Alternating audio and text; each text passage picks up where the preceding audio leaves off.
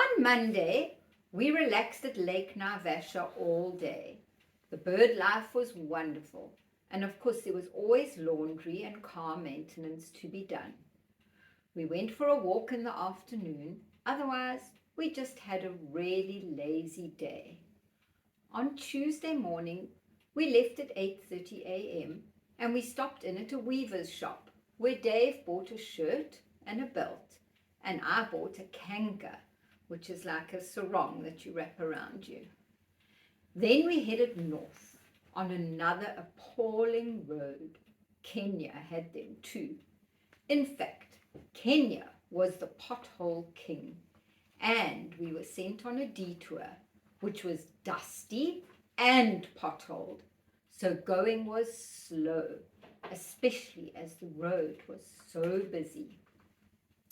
We saw Lake Elementator on our hand side and decided to stop and go and investigate, as we could see the pink shimmer of what looked like millions of flamingo on the water. Lake Elementator is a soda lake, only 1.5 meters deep at its deepest. The lake itself is a pink color due to a pigment found in the algae that grows in the water. In addition, thousands upon thousands of flamingo live on this lake and Lake Nakuru and Lake Bogoria, which are all lakes in the Great Rift Valley.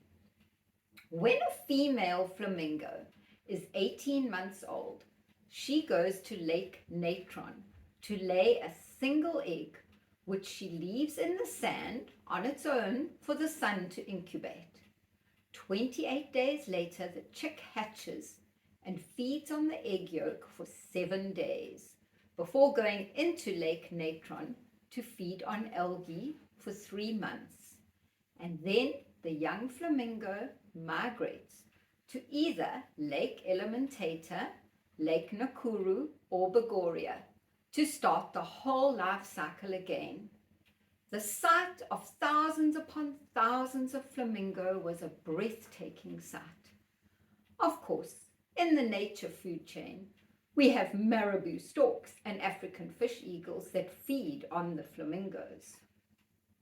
After looking at this sight, we got back on the road to travel towards Nakuru, where we stopped at lunchtime for shopping, petrol, and the internet cafe before heading northwest for Kakamega Forest National Park, one of the few remaining rainforests in Kenya.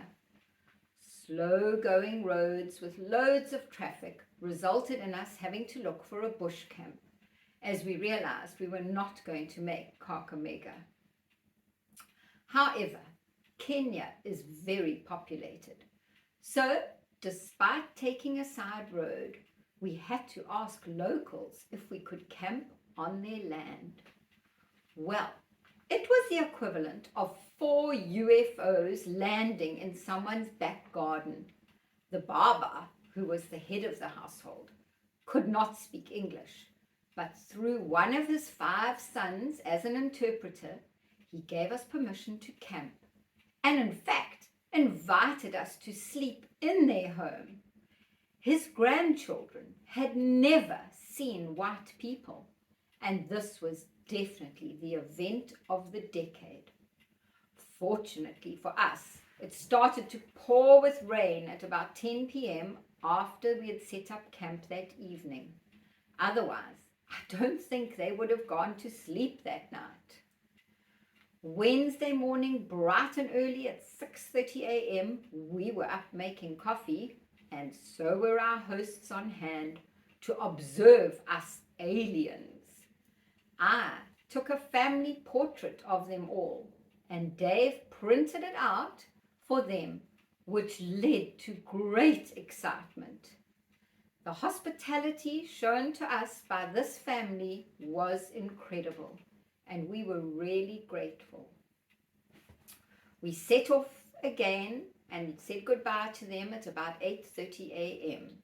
and reached Kakamega Forest at about 10:30. We did a drive around and saw hundreds of exquisite butterflies. Then we set up camp, and right there in the camp we saw red-tailed monkeys, black and white colobus, and plenty of birds. On Thursday morning we woke up fairly early in pouring rain, but it soon subsided and we set off on a guided walk. Man, was this guide knowledgeable. He could identify the birds from their calls alone, and he could imitate their calls as well. So it helped us to see and hear things that we were not even aware were there. We had a late big breakfast and then set off back to Kakamega town to do shopping and tire puncture repairs. We made a short detour out of the town to see the weeping stone of Shinyalu, which is a 20-meter high granite stone with a boulder on top. Water continually weeps from this boulder, from the top down, the length of the granite stone. Of course, there are several local legends surrounding this stone. So it was after 1 o'clock when we finally finished and got on the road northwest to the Ugandan border. The Ugandan border was a pleasure, and we were through by 4 p.m. and heading towards Jinja on a wonderful tarred road. Our delight was short-lived, however, as after 50 kilometers the road deteriorated badly, and the last 70 kilometers were harrowing, busy, potholed, and dusty, with far too little road for the amount of traffic. Often you were quite literally squeezed off the road by bigger vehicles with more claim to the patch of tar. We only reached the explorers' campsite on the banks of the Victoria Nile River after 7 p.m. Friday, we woke up yet again to pouring rain. It seemed to rain every night, and our proposed day of rafting seemed very uninviting. Fortunately, it cleared, and we had the most exciting, adrenaline-pumping, challenging day. As Dave said, a once-in-a-lifetime experience. We rafted the Victoria Nile from Bunjagali Falls for 20 kilometers downstream to the Atunda Rapids. The route included 9 major rapids, 4 of which were class grade 5. It was a very hands-on experience, as we all had to paddle and help our guide Juma. The raft completely flipped over 4 times, and besides that, on other rapids, although the raft did not flip, several of us were thrown overboard. The one time we went down a 6-meter high waterfall. Brian, who had done 25 doozy canoe marathons, even found the day to be an adrenaline-pumping one. We all agreed that this had been one of the highlights of the trip. The last rapid was very strong, and us girls chickened out. But the 3 men did it with Juma, while us girls observed from the bank. Juma said it was a very strong, sucking rapid, and we saw that for ourselves. In fact, I was really scared, as they were all thrown overboard, including Juma, and they all disappeared for a few seconds. Dave apparently came up under the raft and was then sucked back into a vortex of swirling water. He actually lost his shorts to around his ankles, and after the bare bum had climbed back up on board the raft, he saw that his shorts were completely ripped. Dave said that he really thought he was going to drown. On the 45-minute trip back, I had my first beer. We were all just on such a high. Like Donovan, I was also learning to drink beer in 2007. On Saturday, we had a leisurely start. We drove into Ginger to look at the place where John Speke first saw the Ripon Falls in 1862 and claimed it to be the source of the Nile River. We then proceeded to Kampala and arrived just before lunchtime. We met Terry Esterhazen and his wife Rita van Tonda. Rita was the first Secretary of Administration at the South African Embassy in Kampala, and they lived in a huge embassy house in the suburbs of Kampala, complete with security guards, maids, and a chauffeur. This was wonderful, as we have all handed in huge piles of washing and generally just chilled out.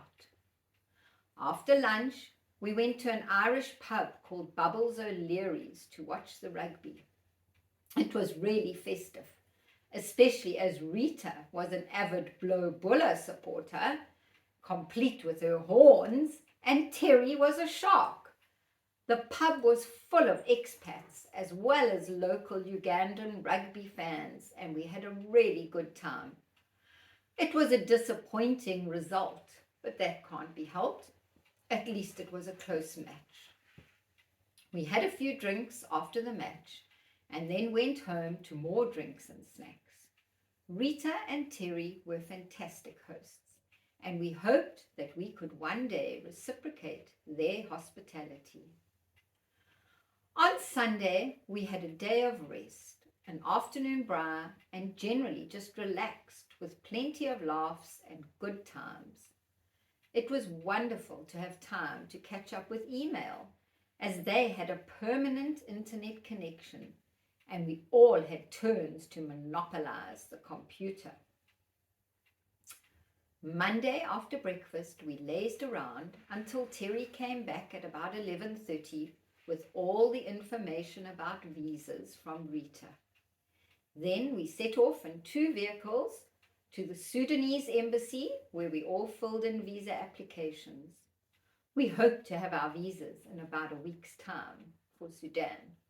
We also filled in Ethiopian visa applications, and these were promised to be available in a couple of days. In the afternoon, we did a bit of shopping and then went home for a rest before taking Terry and Rita out to dinner as a thank you. On Tuesday, we explored Kampala, which was really one of the nicest cities we had visited in Africa. The city itself had several hills that gave it definition and made it attractive. In the evening, we had a lovely braai and just chatted and relaxed. Wednesday, we all did last-minute errands or went sightseeing or fishing. Our passports were ready at 3 p.m. with the Ethiopian visas. So we were going to leave the next day, Thursday, to tour Uganda and Rwanda. We planned to return to Kampala afterwards to see if the Sudanese visa applications had been approved. Thanks for listening to our latest video, and bye-bye for now. Please like and subscribe and hit the bell icon for notification of our next video.